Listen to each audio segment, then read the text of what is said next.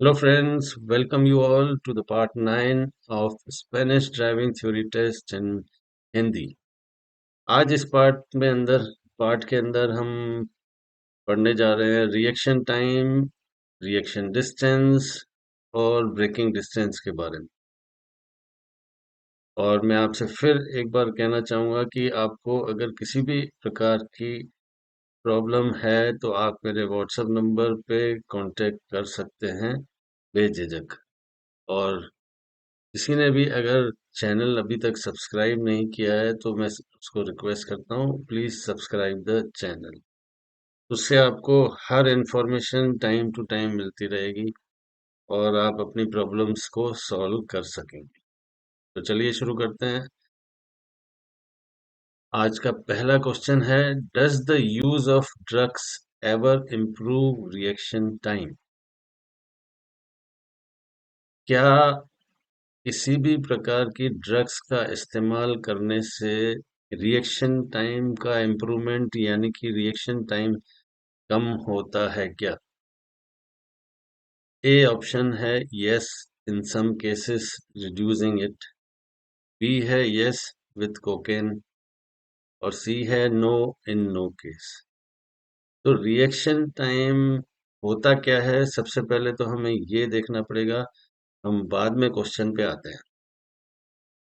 तो अब मैं आपको समझाने जा रहा हूँ कि रिएक्शन टाइम क्या होता है। आप कभी भी व्हीकल ड्राइव कर रहे हैं ऑन रोड और सामने इस तरह से अगर आप कोई एनिमल या कोई और पेडेस्ट्रियन भी हो सकता है, चिल्ड्रन भी हो सकते हैं, तो एज एन एग्जाम्पल हमने लिया है एक डेंजर जो सामने दिख रहा है आपको यहाँ पे पिक्चर में, एनिमल।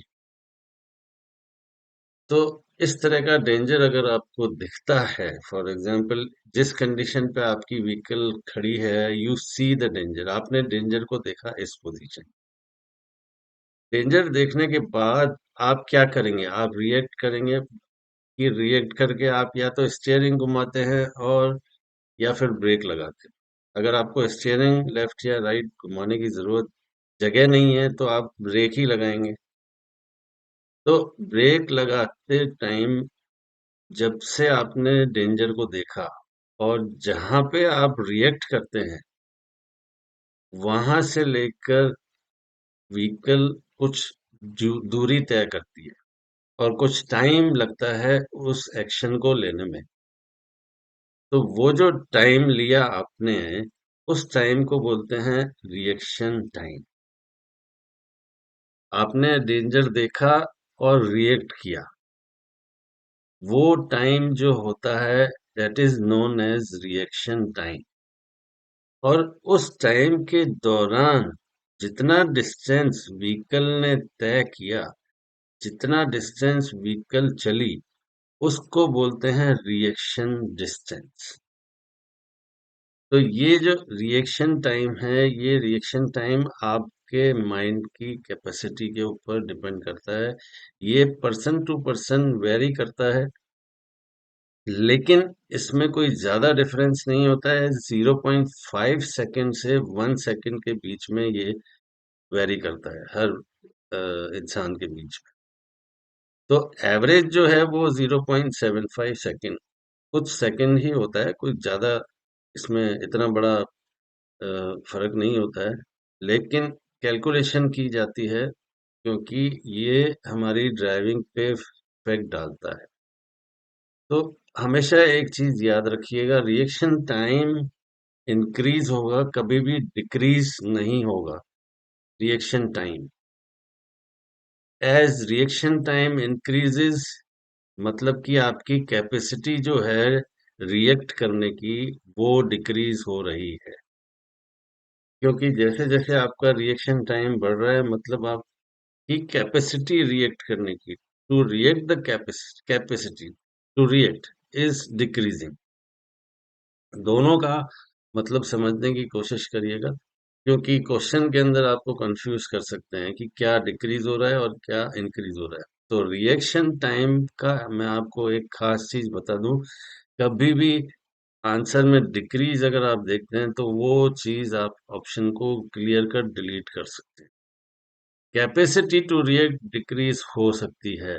आपकी जो रिएक्ट करने की क्षमता है, पावर है, वो डिक्रीज हो सकती है, लेकिन टाइम कभी डिक्रीज नहीं हो सकता।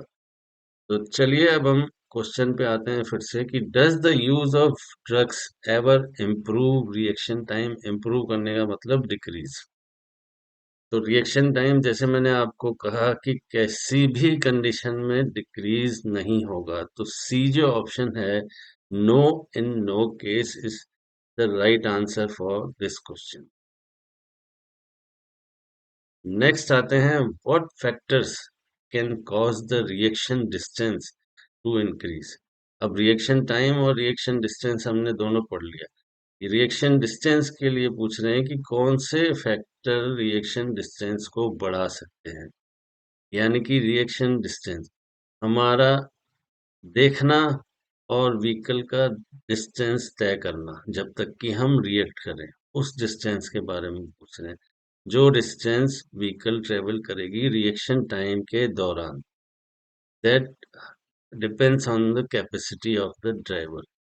तो यहाँ पे ऑप्शन है the poor condition of the shock absorber, B है the poor condition of the driver, और सी है the poor condition of the road.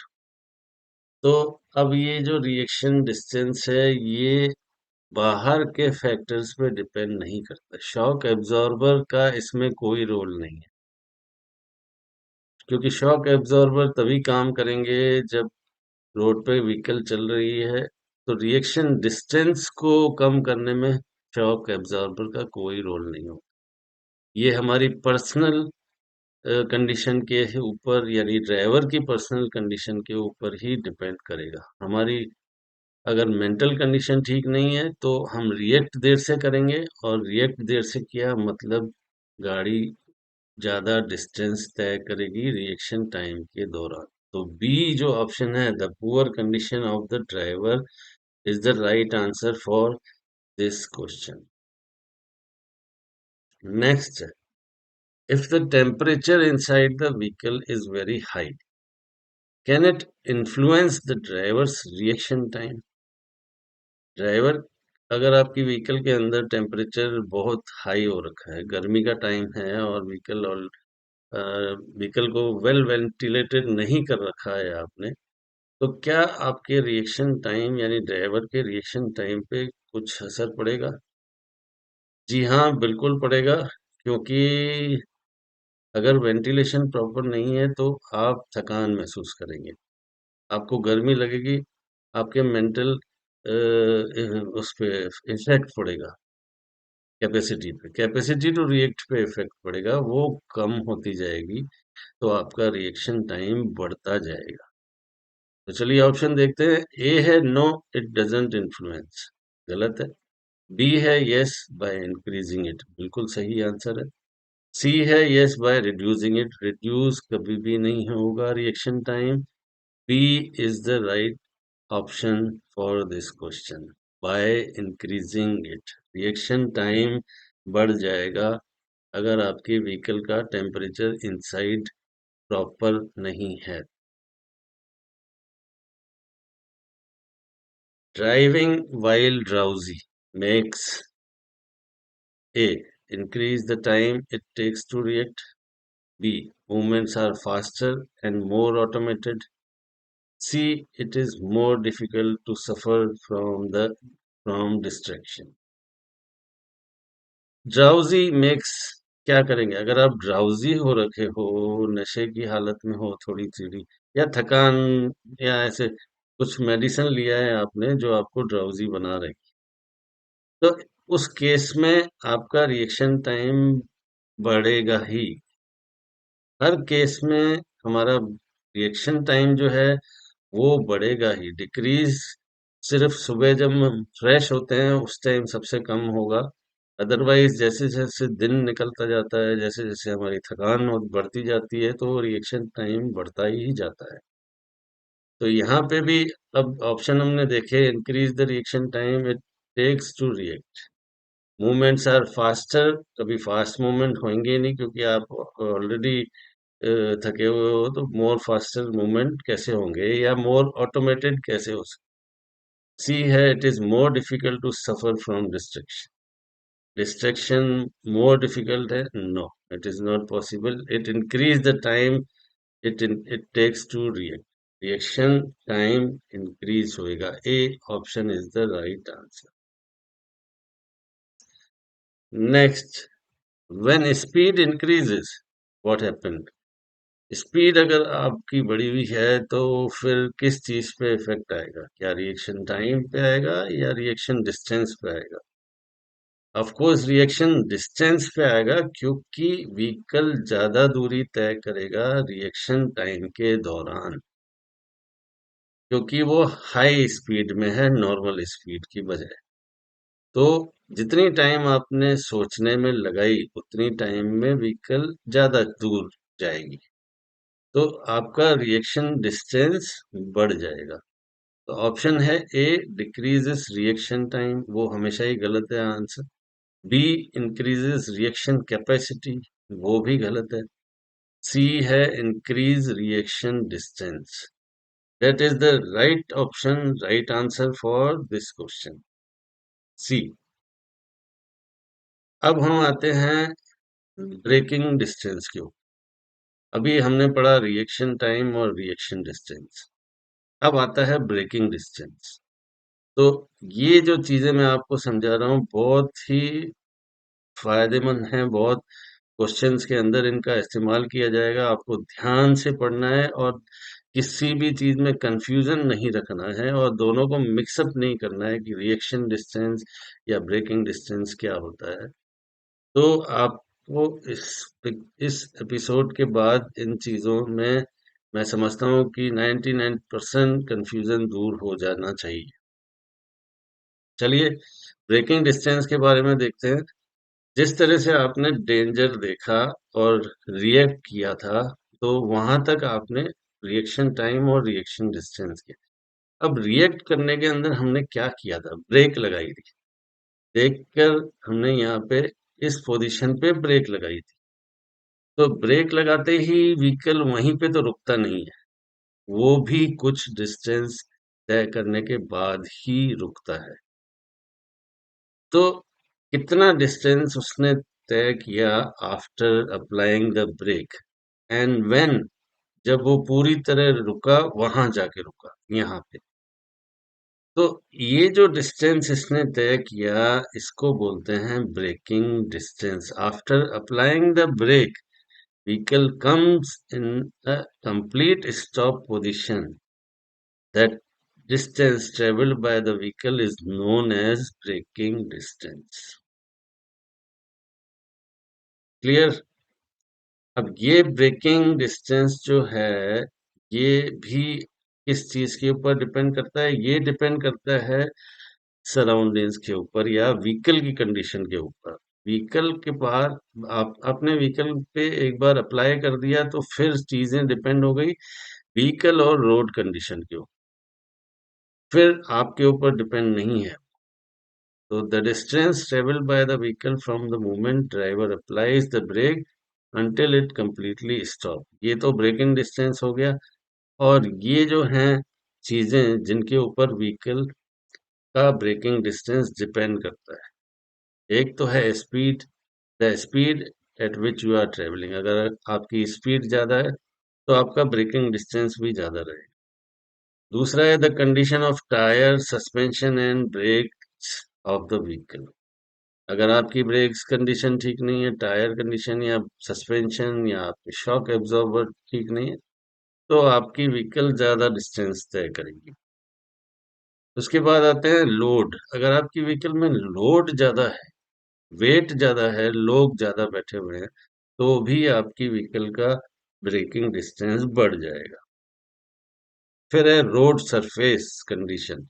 अगर पेवमेंट जो है वो भी खराब है तो भी आपका ब्रेकिंग डिस्टेंस बढ़ जाएगा। And weather condition also. Weather condition का मतलब अगर रेनी सीजन है, जैसे गीला है, वेट सरफेस है रोड की, तो डबल हो जाता है ब्रेकिंग डिस्टेंस। जो नॉर्मल कंडीशन में होता है वेट सरफेस पे डबल हो जाता है। तो बारिश के दिनों में आपको ध्यान रखना पड़ेगा कि आपकी व्हीकल का ब्रेकिंग डिस्टेंस डबल हो जाएगा। और आइस और स्नो के केस में it is 10 times more.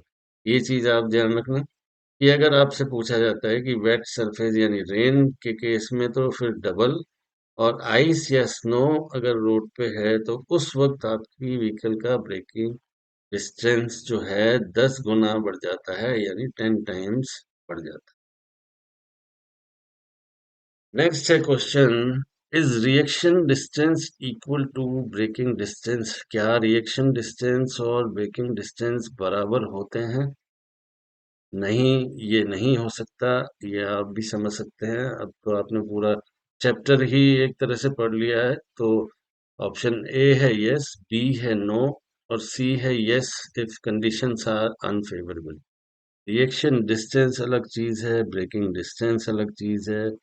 Reaction distance जो दूरी व्हीकल ने रिएक्शन टाइम के दौरान तय की, और ब्रेकिंग डिस्टेंस जब हमने ब्रेक लगाया और पूरी तरह से रुकने तक जो दूरी व्हीकल ने तय की, वो होता है ब्रेकिंग डिस्टेंस। तो रिएक्शन डिस्टेंस और ब्रेकिंग डिस्टेंस बिल्कुल अलग चीज है। B, no option is the right answer for this question. Next आता है, do weather condition influence braking distance? Yes, हमने अभी अभी जस्ट जो प्रॉपर्टीज हमने पढ़ी थी कि उसमें क्लियरली मेंशन था कि वेदर कंडीशंस ब्रेकिंग डिस्टेंस पे इफेक्ट डालती है। जैसा कि मैं आपको समझा रहा था कि आइस और स्नो के केस में अभी आप देख रहे हैं कि व्हीकल ट्रेवल कर रहा है आइस के ऊपर, स्नो के ऊपर, तो ऐसी कंडीशन में ब्रेकिंग डिस्टेंस 10 गुना बढ़ जाएगा। तो do weather conditions influence braking distance? Yes answer, yes option is the right answer for this question, C. Next है, alcohol consumption, what does it do to the driver? Alcohol का consumption का effect आप खुद समझ सकते हैं कि क्या हो सकता है। एल्कोहल आपका माइंड के ऊपर आपकी कैपेसिटी टू रिएक्ट को स्लो कर देता है। आप फास्ट रिएक्ट नहीं कर सकते। एक फॉल्स कॉन्फिडेंस जरूर डेवलप होता है, लेकिन वो सही नहीं होता है। वो ओवर कॉन्फिडेंस डेवलप करता है जो कि ड्राइविंग में बहुत डेंजरस होता है। आपको सराउंडिंग्स के बारे में बहुत ही धीरे धीरे पता चलता है। यू कैन नॉट रिएक्ट अगर आप एक सही कंडीशन में हैं और अल्कोहल लिए हुए हैं, तो आपका इंक्रीज एक्ट जो है स्लो होगा, यानी कैपेसिटी टू रिएक्ट स्लो होगी और रिएक्शन टाइम बढ़ जाएगा। तो ऑप्शन देखते हैं, ए है increased reaction time, act slower, decrease reaction time, act faster. B option हमेशा हटा दीजिएगा, डिक्रीज कभी नहीं होगा रिएक्शन टाइम। सी है इंक्रीज्ड विजुअल फील्ड, यानी वी सी बेटर। आप नहीं देख सकते हैं जब आपने अल्कोहल लिया हुआ है, आपका विजुअल फील्ड बहुत कम हो जाता है। तो A option is the right answer for this question, increased reaction time, act slower. Next है, the braking distance of a loaded vehicle is. ये भी हमने पढ़ लिया है। जब व्हीकल अनलोडेड है तो उसका ब्रेकिंग डिस्टेंस नॉर्मल रहेगा। अगर आपने उसके ऊपर लोड यानी एक पैसेंजर भी अगर आप अपने साथ मोटरसाइकिल पे बिठा रखा है, तो भी आपको ध्यान रखना पड़ेगा कि आपके व्हीकल का ब्रेकिंग डिस्टेंस ज्यादा होगा। तो ए ऑप्शन देखते हैं, the same as when driving without load, गलत है। बी है less than when driving without load, no. C है greater than when circulating without load is the correct answer. बढ़ेगा जब विदाउट लोड से ज्यादा बढ़े, मतलब विदाउट लोड पे हम ट्रेवल कर रहे हैं तो उससे बढ़ जाएगा। C, greater than when circulating without load. That's part 9, my friends. Let's catch up more in the next part. I hope the reaction time, distance, and the braking distance chapter is clear to you now. You can ask your queries to my WhatsApp number. Thank you very much, bye for